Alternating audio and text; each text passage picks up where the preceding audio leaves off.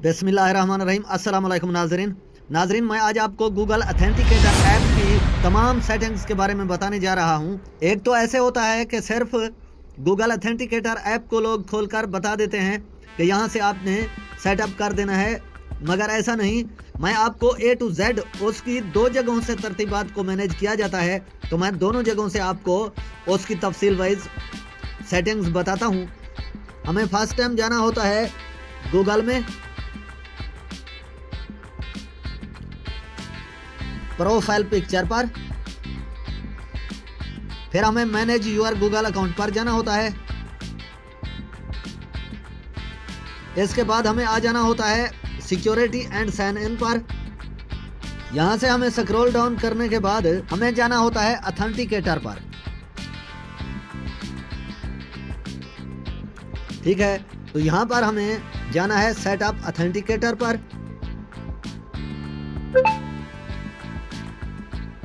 और यहां से अगर हमारे पास दूसरा मोबाइल है और हम इस सेटअप को एक मोबाइल से दूसरे मोबाइल पर करना चाहते हैं, तो हमें दूसरे मोबाइल से ये QR कोड स्कैन करना होगा।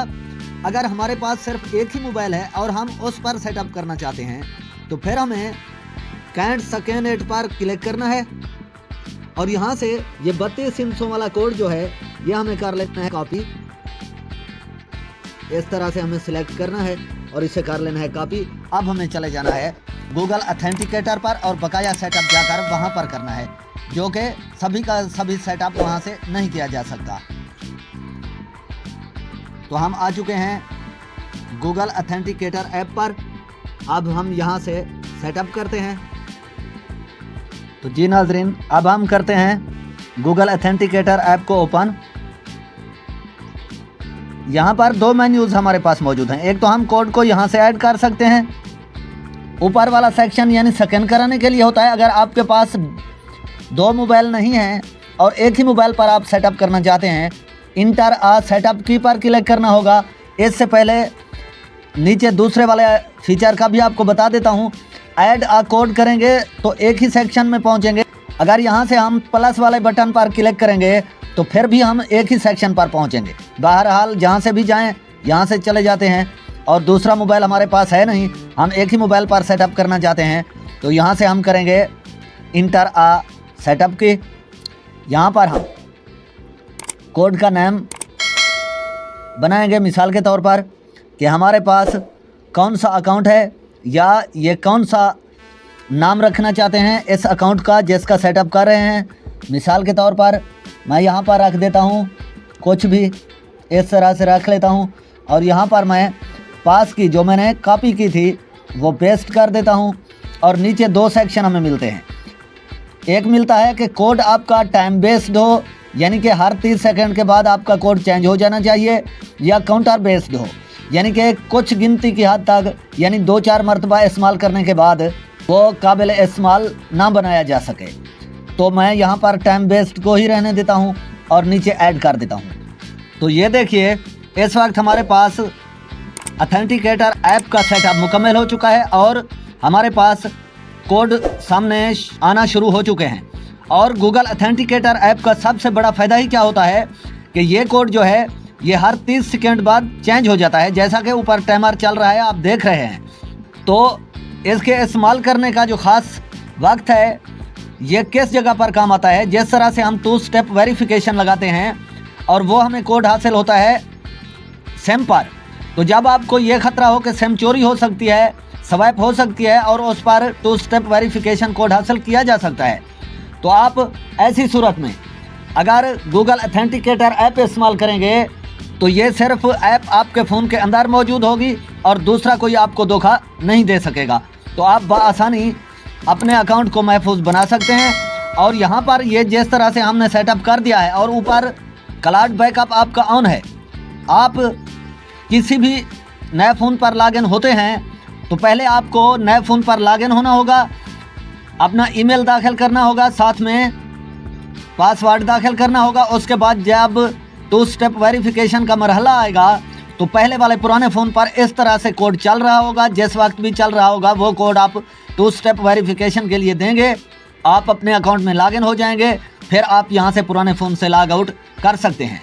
اور ساتھ میں دوسری وضاحت والی بات میں آپ کو یہ بھی بتا دیتا ہوں کہ اس طرح سے بھی ہو سکتا ہے کہ آپ کا یہ فون گم ہو جاتا ہے، گر جاتا ہے، چوری ہو جاتا ہے، اور آپ نے آخری مرتبہ گوگل اتھینٹیکیٹر ایپ کا سیٹ اپ کیا ہوا تھا، تو سم پر تو آپ کو کوڈ آئے گا نہیں، تو پھر آپ کس طرح سے اس پریشانی سے بچ سکتے ہیں؟ تو آپ کو کرنا یہ ہوگا کہ جیسے آپ ای میل ڈالیں گے لاگ ان کرتے وقت، اس کے بعد اپنا پاسورڈ ڈالیں گے، تو 2 اسٹیپ ویریفیکیشن حاصل کرنے سے پہلے آپ نے try to another way per click کرنا ہے، اور وہاں سے آپ بیک اپ کوڈز کا سہارا لے کر بھی لاگ ان کر سکتے ہیں، بیک اپ ریکوری ای میل اور ادروائز میتھڈ سے بھی لاگ ان کر سکتے ہیں، یا فون نمبر پر بھی اپنا 2 اسٹیپ ویریفیکیشن کوڈ حاصل کر سکتے ہیں۔ اب تھوڑی سی سیٹنگ ہے اس کی میں آپ کو مزید دکھا دیتا ہوں کہ اس کے اندر تمام سیٹنگز اور کیا کیا سیٹنگز ہیں۔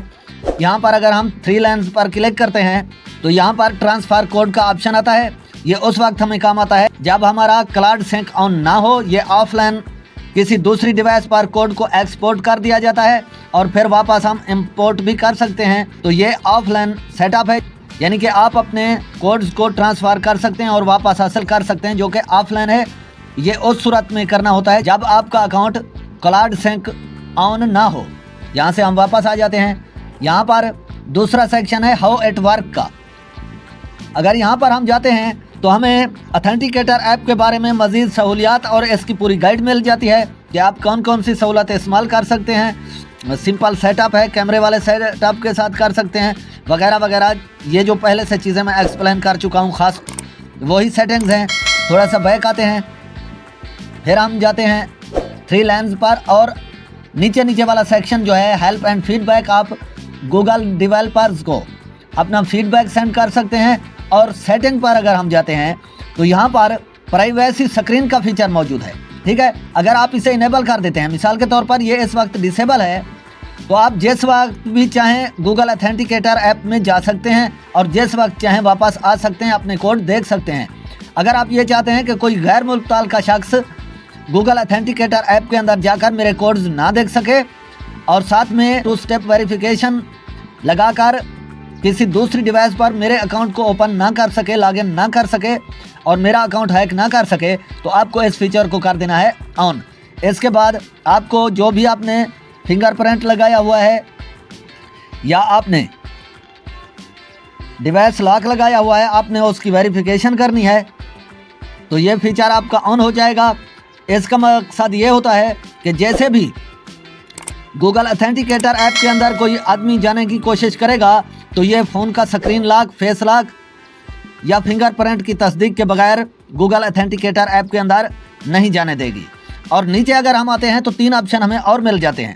امیڈیٹلی آپ سلیکٹ کرتے ہیں تو اس کا مقصد ہے کہ آپ ایک مرتبہ گوگل اتھینٹیکیٹر ایپ کے اندر آنے کے بعد جیسے بھی باہر نکلیں گے، دوبارہ آنے پر آپ کو ہر مرتبہ verification, device lock, face lock یا فنگر پرنٹ دینا ہوگا۔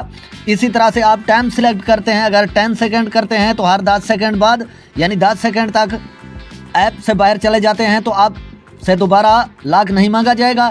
اسی طرح سے آفٹر 1 منٹ لگاتے ہیں تو 1 منٹ تک آپ ایپ سے باہر چلے جاتے ہیں اور 1 منٹ سے پہلے واپس آتے ہیں تو کوڈ نہیں مانگا جائے گا، اگر اس سے لیٹ کرتے ہیں تو کوڈ مانگا جائے گا۔ اسی طرح سے آفٹر 10 منٹس لگاتے ہیں تو آپ 10 منٹ تک ایپ سے باہر چلے جاتے ہیں اور 10 منٹ سے پہلے آپ دوبارہ سے ایپ میں آتے ہیں تو پھر آپ کو آنے دیا جائے گا۔ اگر لیٹ کرتے ہیں تو پھر آپ سے دوبارہ کوڈ مانگا جائے گا۔ اب ہم تجربہ کرتے ہیں، ہم یہاں پر امیڈیٹلی پر رہنے دیتے ہیں، ہم آتے ہیں واپس، اس ایپ سے باہر نکل جاتے ہیں اور اب ہم دوبارہ سے اسے ہم بند کر دیتے ہیں مکمل طور پر، اور ہم دوبارہ سے اس ایپ پر آتے ہیں اور یہ دیکھیے کہ ہمارے سے دوبارہ سے ویریفیکیشن مانگی جا رہی ہے۔ اب ہم فنگر ویریفیکیشن کرتے ہیں تو یہ دیکھیں ہم یہاں پر پہنچ چکے ہیں۔ تو میں سمجھتا ہوں کہ آپ کو ویڈیو پسند آئی ہوگی۔ اگر آپ کو ویڈیو معلوماتی لگی ہے تو چینل کو لازمی سبسکرائب، لائک، شیئر اور اپنی رائے کا اظہار کامنٹ سیکشن میں ضرور کیجیے گا۔ انشاءاللہ زندگی باقی، تو ہم ملیں گے کسی نیکسٹ انفارمیٹیو ویڈیو میں، تب تک کے لیے اللہ حافظ۔